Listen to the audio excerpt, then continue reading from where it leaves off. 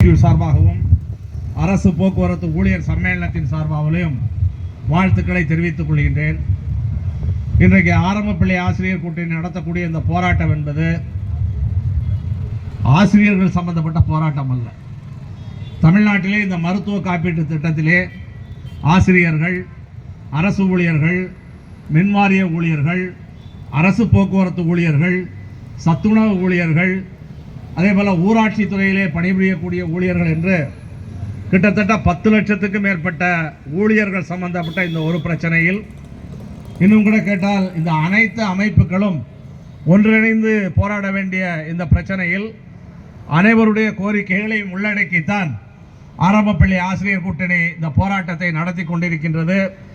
எனவே எங்களுடைய கோரிக்கைக்காகவும் எங்கள் அனைவருடைய கோரிக்கைக்காகவும் இந்த நடைபெறுகின்ற இந்த போராட்டத்திலே பங்கேற்றிருக்க அனைவருக்கும் நாங்கள் நன்றியை தெரிவித்துக் கொள்கின்றோம். ஏனென்றால் இந்த மருத்துவ காப்பீடு என்பது எவ்வளவு குளறுபடிகள் நிறைந்தது என்பதை நாம் அன்றாட அனுபவித்துக் கொண்டிருக்கின்றோம். இங்கே தோழர்கள் நிறையா கூட்டத்துக்கு வந்திருக்கிறாங்க. தோழர் மயில் அவர்களிடம் கூட கேட்டேன், பந்தலை இன்னும் கொஞ்சம் அதிகப்படுத்த வேண்டியதானான்ட்டு. மருத்துவ காப்பீட்டுக்கு எப்படி நம்ம ஒரு தொகை கேட்டோம்னா பாதி தர்றாங்களோ அதே மாதிரி நம்ம பெர்மிஷன் கேட்டால் தமிழ்நாடு போலீஸும் பாதி தான் தருது. மருத்துவ காப்பீடு மாதிரி பந்தலும் சுருங்கி போச்சு. ஏன்னா அரசாங்கத்தினுடைய நடவடிக்கை இதுதான். சென்னையில் எந்த இடத்துலையும் ஆர்ப்பாட்டமோ போராட்டமோ நடத்துவதற்கு அனுமதி கொடுப்பது கிடையாது. அது ஒதுக்குப்புறமா அந்த ராஜரத்னம் ஸ்டேடியம் தான். இப்போ என்னன்னா இங்கேயும் போராட்டம் நடத்துறதுக்கு அரசாங்கம் பல்வேறு விதமான தடைகளை விதிக்கின்றது. கடந்த 10 நாட்களுக்கு முன்னால் சிவில் சப்ளை கார்பரேஷன் ஊழியர்கள் இங்கே உண்ணாவிரத போராட்டம் என்று நடத்தினார்கள். அதுக்கும் இதே போன்ற ஒரு பெரும் இடையூறை காவல்துறை என்பது செய்தது. ஜனநாயக ரீதியான போராட்டத்தை ஒடுக்குவதன் மூலம் கோரிக்கைகளையோ நியாயங்களையோ அரசாங்கம் பின்தங்கி விட முடியும் என்று நினைத்தால் அந்த அரசாங்கம் நிச்சயமாக தவறான நடவடிக்கையில் ஈடுபடுகிறது. அதனுடைய பலனை நிச்சயம் அனுபவிக்கத்தான் செய்யும். ஏன்னா கடந்த கால வரலாற்றிலே இருந்து பற்றுக்கொள்ளாத யாருமே, வரலாற்றிலே இருந்து பாடம் படிக்காத யாருமே நிச்சயமாக அதனுடைய பலனை அனுபவிப்பார்கள். நாம் தமிழக முதலமைச்சருக்கும் இந்த அரசாங்கத்துக்கும் சொல்வது, நீங்கள் வரலாற்றிலே இருந்து பாடம் கற்றுக்கொள்ள வேண்டும்.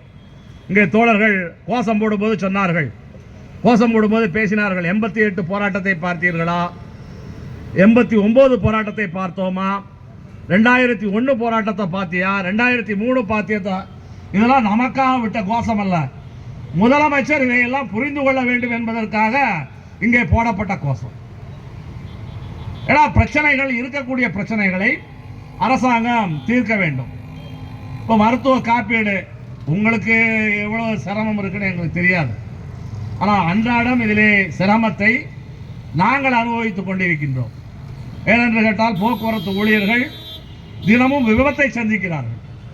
விபத்திலே கைகால் ஊனமானவர்கள், விபத்திலே எலும்பு முறிவு ஏற்பட்டவர்கள் என்பது அன்றாடம் ஒரு நிகழ்வு நடந்து கொண்டே இருக்கின்றது.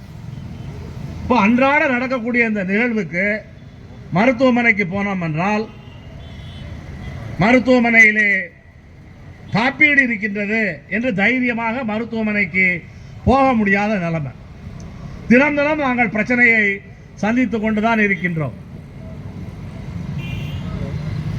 மருத்துவமனைக்கு போனால் ஏற்கனவே தோழர்கள் இங்கே சொன்னார்கள், 40%, 30%, எத்தனை சதவீதம் அல்லது என்ன சிகிச்சைக்கு செலவாகின்றது என்பதை முழுமையாக மருத்துவமனைகள் கொடுப்பது கிடையாது. ஏகப்பட்ட பிரச்சனை அதில் வந்து கொண்டே இருக்கின்றது. ஆனால் அரசாணையிலே என்ன குறிப்பிட்டிருக்கிறது? நீ அந்த அரசாணையை படித்தோம்னா, அரசாணையிலே கேஷ்லெஸ் மாடல், திராவிடர் மாடல் மாதிரி அரசாணையிலே என்ன போட்டிருக்காங்கன்னா, இது கேஷ்லெஸ் மாடல். கேஷ்லெஸ் மாடல்லாம் என்ன? நம்ம பென்ஷன் திட்டம் மாதிரி தான். நியூ பென்ஷன் ஸ்கீம்னு இருக்குதா பேரு. நியூ பென்ஷன் ஸ்கீம்ல ரிட்டையர்ட் ஆனா என்ன பென்ஷன் கிடைக்கும்?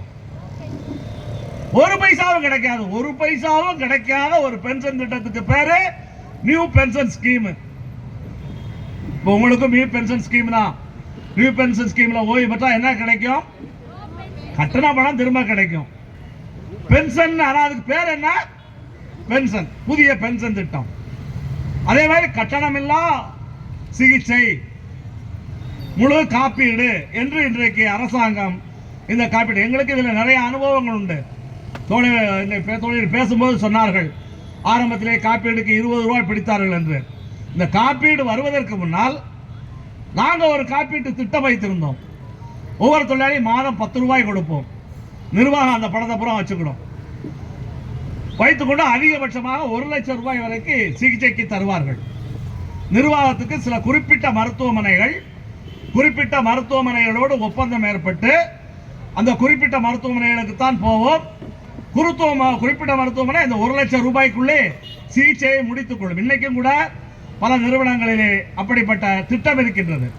இப்போ நெய்வேலி லிக்விட் கார்பரேஷன் இருக்கிறது என்றால் அங்கே இருக்கக்கூடிய ஊழியர்களுக்கு அப்பல்லோ மருத்துவமனையில் சிகிச்சை, எவ்வளவு சிகிச்சைக்கு செலவாகிறதோ அதை நிர்வாகம் கொடுத்து விடும்.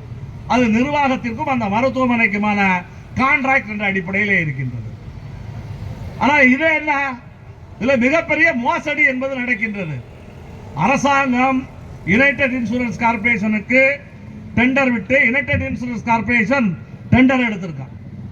யுனைடெட் இன்சூரன்ஸ் கார்பரேஷன் இன்னொரு துணை நிறுவனத்திற்கு காப்பீட்டை கொடுத்திருக்கின்றார்கள். நமக்கு காப்பீட்டு பணம் யாருக்கு கொடுப்பா?